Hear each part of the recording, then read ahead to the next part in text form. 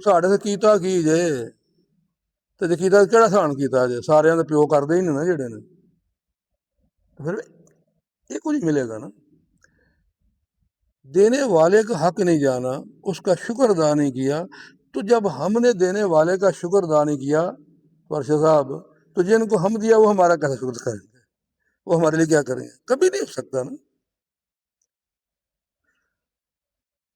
تو حج کے بارے بھی بھائی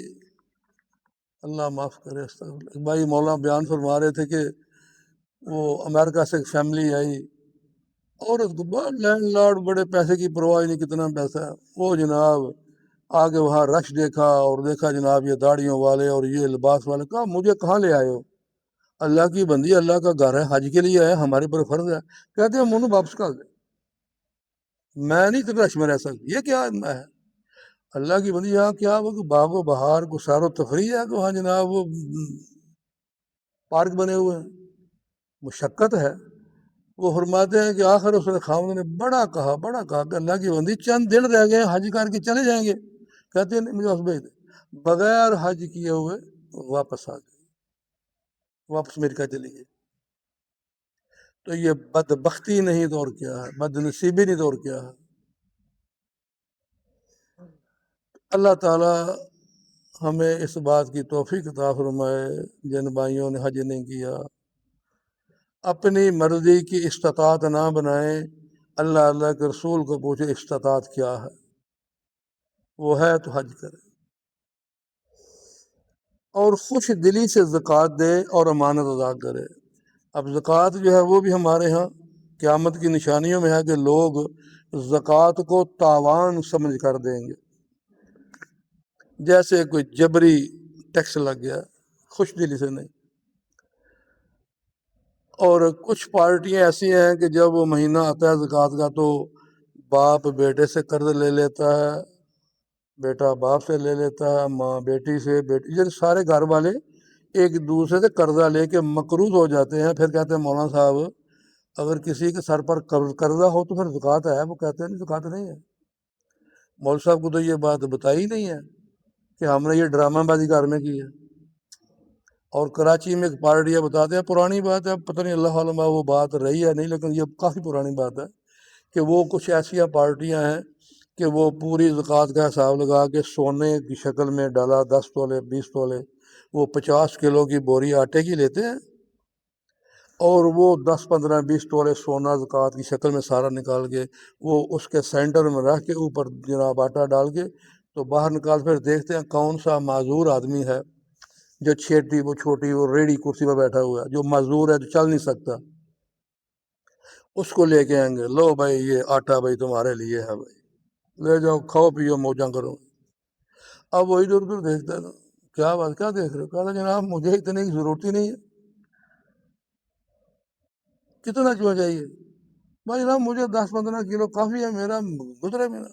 اچھا تو آٹے کا بھاؤ کیا جی یہ بھاؤ ہے مثال کے طور پر اس سے 10,000 روپیہ زیادہ دے دیں گے لو یہ 50 کلو کی اتنی قیمت بنتی ہے ہم اس میں 10,000 روپیہ زیادہ دیتے ہیں خوش ہو جناب پھڑو پیسے لو جناب آٹا اندر آ گیا مارکیٹ زکوٰۃ ادا ہو گئی ہے یہ ڈرامہ کس ساتھ کیا یہ مکر کے ساتھ کیا اپنے ساتھ کیا تو فرمایا کہ زکوٰۃ کو خوش ہو کے اور زکوٰۃ کے بارے حکم یہ ہے امام غزالی فرماتے ہیں رحم اللہ تعالیٰ علیہ نور اللہ مرکزہ وہ فرماتے ہیں جس کو زکوٰۃ دی ہے اس کا شکریہ ادا کرو جناب آپ کی بڑی مہربانی جزاک اللہ خیر یہ آپ کا مال میرے مال میں تھا آپ نے مجھ سے لے لیا ورنہ قیامت کے دن آپ کا ہاتھ ہونا تھا میرا گریبان ہونا تھا اللہ تہاڈا بھلا کرے میرے پیرا بوجھ ہلکا کر چلے گا اس طرح کو زکوٰۃ دیتا ہے ہم تو زکوٰۃ دینے والے گھر کے کام کراتے ہیں اس کو نوکر بنا لیتے ہیں جا بلا میں سان کیتا جا سان فراموش ہو گیا ارے اللہ والوں کا تو یہ عالم تھا کسی کو قرض دیتے تھے تو وہ جگہ اللہ کا چھوڑ دیتے تھے کہ کہیں گزر دے مجھے سلام نہ کر دے کہ میں نے اس سے قرضہ لیا ہوا ہے تو ہم تو نوکر بنا لیتے ہیں تو فرمایا کہ زکوٰۃ کو ادا کرو خوش دلی کے ساتھ اور آگے فرمایا آخری بات امانت کے اور امانت ادا کرے